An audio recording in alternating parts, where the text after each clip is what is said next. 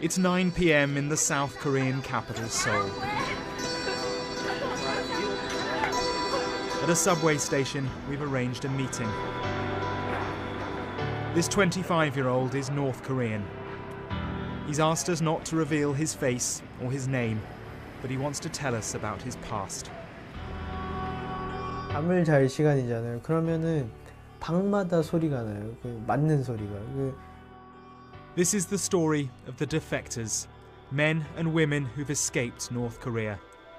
The testimony you will hear in this program is shocking, it's heartbreaking, and it's happening right now.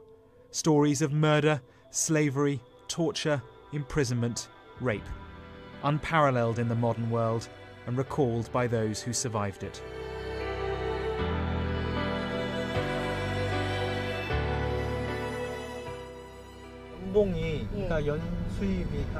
Driving through the neon of modern Seoul, just 30 miles from the darkness of North Korea, the 25-year-old we've met can't quite believe he's here or even that he's alive. 운이 좋은 게 아니라 기적이죠, 사실. 상대적으로 보자면 북한에서 살던 것과 그리고 중국에 와서도 그렇고. The miracle is this new beginning after a childhood spent in a North Korean labor camp. We arrive at the Seoul apartment block that's now his home. 고독하죠, 이제 죽음을 기다리는 것들이. 밤마다 무얼 겪냐면은 밤에 이제 어떤 소등을 하고 이제 잠을 잘 시간이잖아요. 그러면은 방마다 소리가 나요. 맞는 소리가.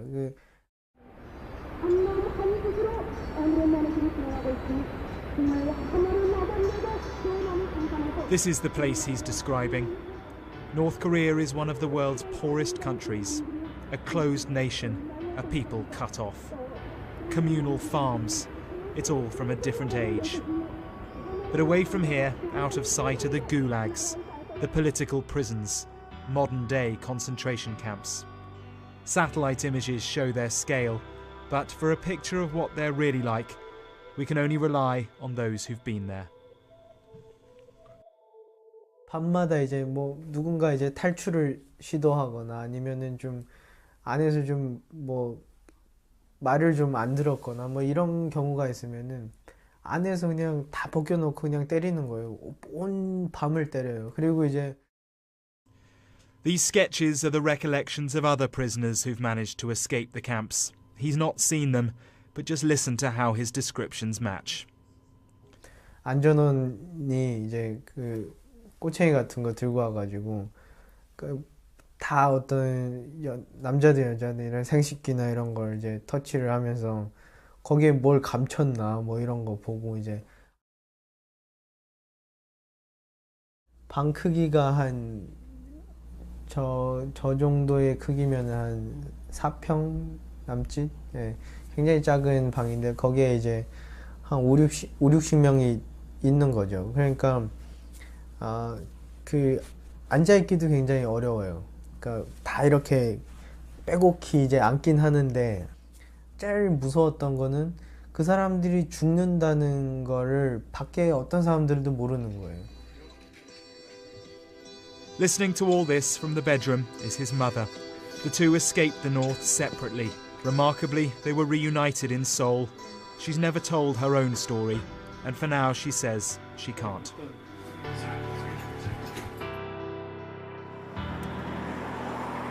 It's Sunday morning. On the 6th floor of an unassuming building, a community of Christians have gathered for their weekly service.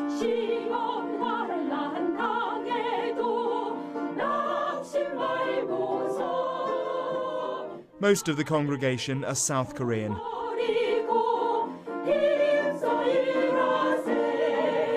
But dotted among them are men, women and children from the north.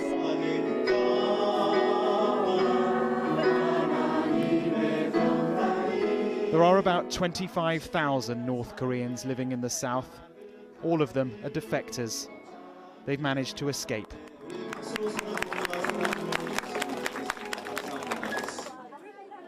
You only have to talk to someone from the north for a minute or two for a hint of their past life. An Jae-yong arrived here in 2004. 세월에 뭐 어차피 북한이 다 먹고 살기 힘들어서 그래도 그러지 않아도 굶어 죽는 판에 되었습니다. In the 1990s, his eldest brother defected to Russia. That was effectively a death sentence for the rest of the family. They were all punished for the brother's crime. 부모님도 다 돌아가시고 우리 둘째 그 형도 그 가족들 애까지 어쨌든 다 굶어 죽고 제 동생도 뭐 굶어 죽고 어쨌든 그러니까 결국은 뭐 남은 것은 나하고 형하고 이제. The South Korean capital is modern and it's sophisticated. It feels a million miles from North Korea. And yet here, we're just 100 miles from the North Korean capital. But between the two countries is this, the DMZ, a border and a buffer, a place where there are more landmines than anywhere else on Earth. It is impenetrable. And so all those who do manage the escape, 2,000 or so a year, must endure an extraordinary journey. Their goal is the South Korean capital Seoul, a place where they're granted freedom. With no chance of crossing this border though, all of them head north to China. There they cross the Tumen River, which forms the country's northern border. In winter, it's easier, the river's frozen. From there they must survive undetected as they travel through China. If caught, the Chinese send them straight home. Their objective then is Southeast Asia, the South Korean embassy in Vietnam, Laos or Thailand. There they'll be granted their freedom, a passport and a flight to Seoul. Cheosu Park made that journey in 2012. He's a former tank commander in the North Korean army.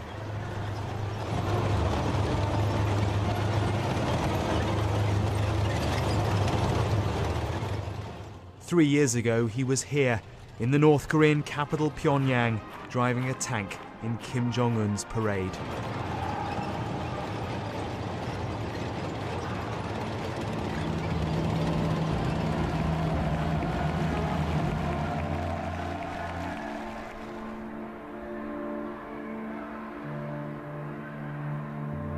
We meet him at the War Museum in Seoul. And as we look at one of the ancient tanks, just like those he was driving only a couple of years ago, he tells me that it was only when he was brought to this museum that he realised all he knew, all that he'd been taught in the North, was a lie. The Korean War in 1950 wasn't started by the South and the Americans. It was the North who invaded the South, and that strong army he thought he served in is nothing. 다 보여주자는 이거 북한 인민들한테 군에 대한 이거 승리에 대한 뭐 혁명 승리에 대한 뭐 신신가락관을 보여주기 위한 예, 선전물에 불과하지 실제 싸움마당에서 써먹을 수 있는 탱크나 병사들이 육체적으로나 기술적으로 군사 기술적으로 준비되어 있질 않거든요.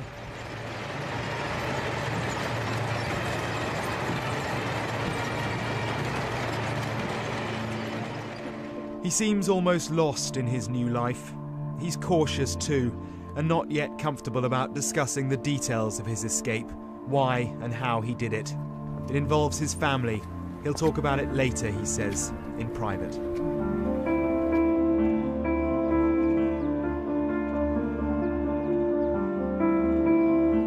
In the hills outside Seoul is a place called Hanawan. This secret facility, off limits to us, is where rehabilitation for every defector begins. All the North Koreans in the South have spent time here. They are effectively reprogrammed. History is rewritten, corrected, and they're taught from scratch, even the things we take for granted: how to drive, how to buy a coffee, how to fit in. But the challenges even after the rehab at Hanawan are huge. As a North Korean, fitting in anywhere is hard. Mr. An from the church is to show us how sport helps him. We return to the home of the young man whose childhood was spent in a prison camp. His mother has decided she wants to tell us her story. and North Korea's ambassador to the UK grants Sky News a rare interview. We don't have labor camps.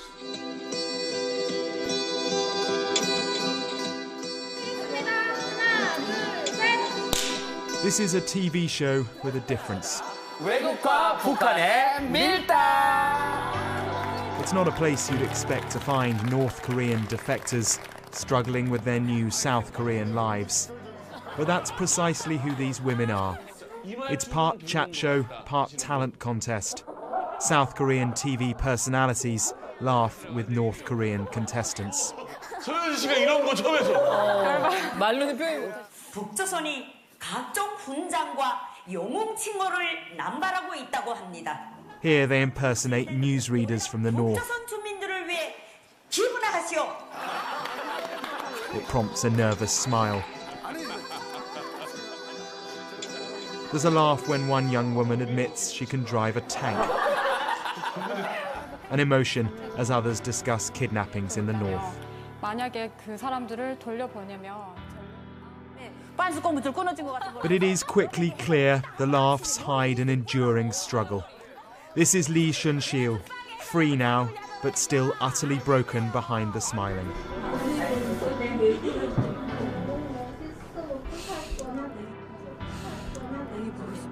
She was once a North Korean soldier. She bears the scars of torture. She tried to escape 9 times. She and her 2-year-old daughter finally made it over the border to China. But there the misery continued. 내가 내 배 아파서 난 내 새끼인데 지금 어디 사는지 살아있는지 죽었는지도 모르고 지금 그냥 보고 싶어만 하는 그리움 하나 갖고 살아요. 너무 보고 싶어 죽겠어요. 너무 보고 싶고 찾았으면 좋겠어요. She and her baby were sold in China and to different people. Mrs. Lee was forced into farm labour. She's no idea where her daughter went. It's hard to listen to. An Jae-yong is the defector we met at church. He's asked us to join him for a game of choku. It's a curious, impressive mix of football with volleyball. We're in a downtrodden suburb of Seoul.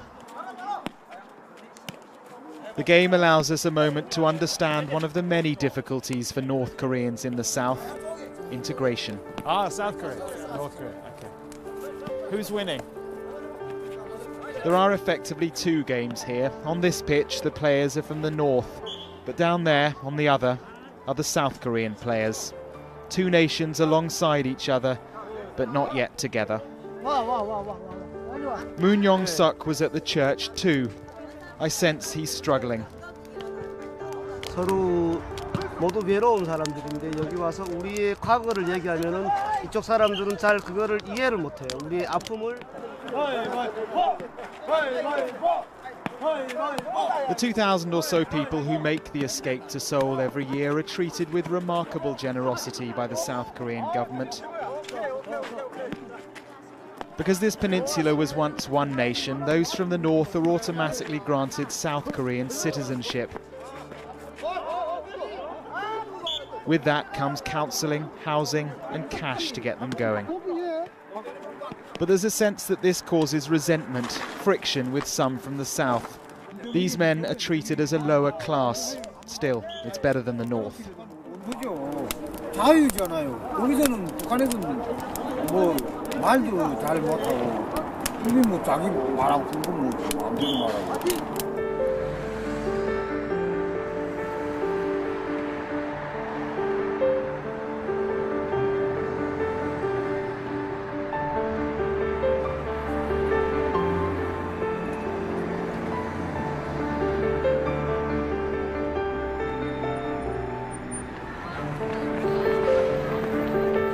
By evening, we're back in the city centre and back with the young man who'd spent his childhood in a prison camp. He wants us to return to his home. His mother has made a decision. She wants to talk.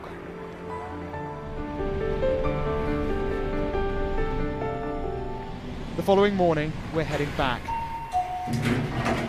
She's decided that for the first time, she wants to reveal her life in a North Korean prison camp. 이 세상에 알려야 되는 이런 못다한 일이 많은 사람이야.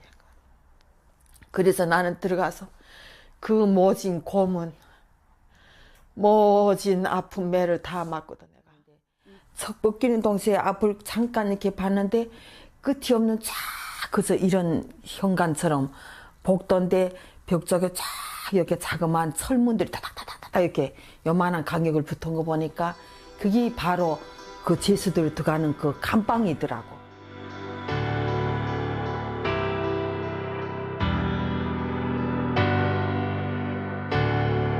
Again, sketches by others who have escaped are a chilling match for her testimony.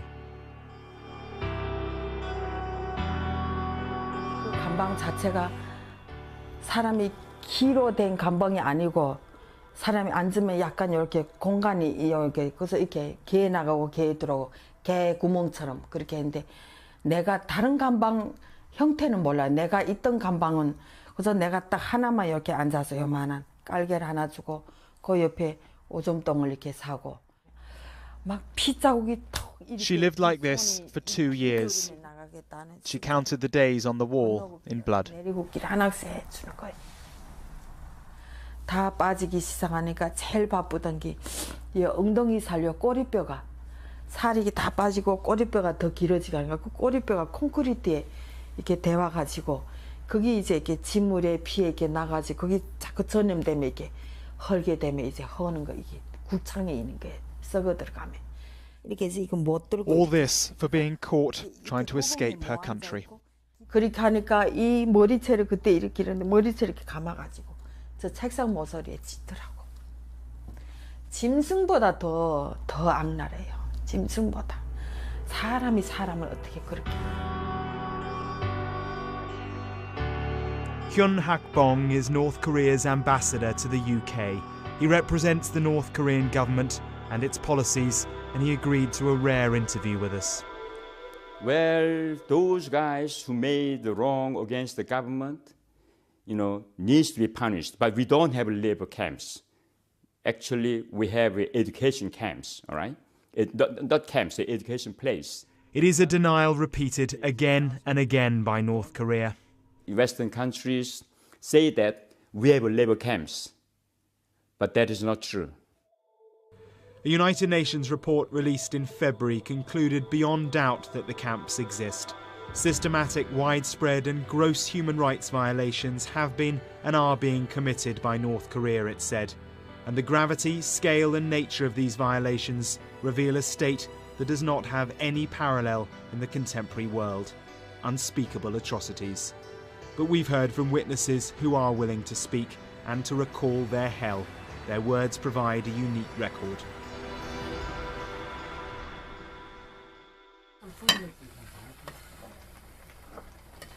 It's time for lunch with Chesu Park, the tank commander from the north. 같은데. At the museum, he didn't discuss how or why he escaped. Now, at this quiet Korean restaurant, he will. 그날 일이 안 되려니까 그날 백운구 연합집에서 나와가지고 그걸 단속 되게 된 동기로 해서 고향을 떠나게 됐습니다. 걔네들한테 걸리게 되면 한국 영화나 미국 영화나 이런 영화를 보다가 현장에서 들키는 경우에는 정치범으로 가고. But here's the tragedy. His wife and his children are still in the north. His calculation was that they'd be safer if he left. It's a gamble. 그렇죠. 가족이 보고프고 그립고 뭐 취조를 하거나 잡아가거나 이런 건 없고 지금 상태에선 감시만 하고 있는 걸로 알고 있습니다.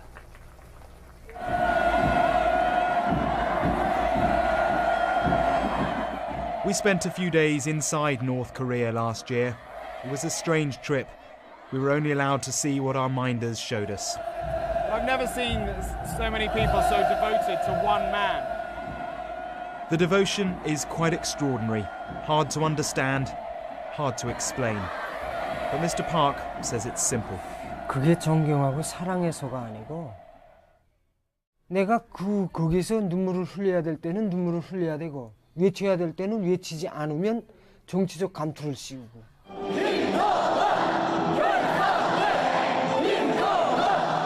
사상투쟁 무대에 올려 세우고 끊임없이 괴롭히거든요. 자기뿐만 아니라 자기만 괴롭히면 좋겠는데 후대들까지 괴롭히니까 나 하나 잘못되면 좋겠는데 나 하나 잘못을 해서 이 죄 없는 아이들까지 애들까지 자식들까지 친척 형제들까지 법적 제재를 받거든요. It is an irony that those who remain inside North Korea carry broad smiles, and yet so many of those who've escaped struggle to smile at all. 아직까지 돌아오지 못하는 걸 보면 Mrs. Chon is unlikely ever to heal. 사랑 돌아올 걸 기대하면서 포기를 안고 기다리고 있으니 꼭 살아서 돌아와 달라고. The tears are for her lost husband. If he's not dead, he's certainly in a prison camp.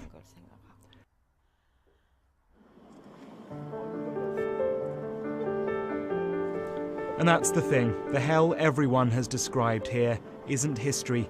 It's happening right now in camps just across the border in North Korea.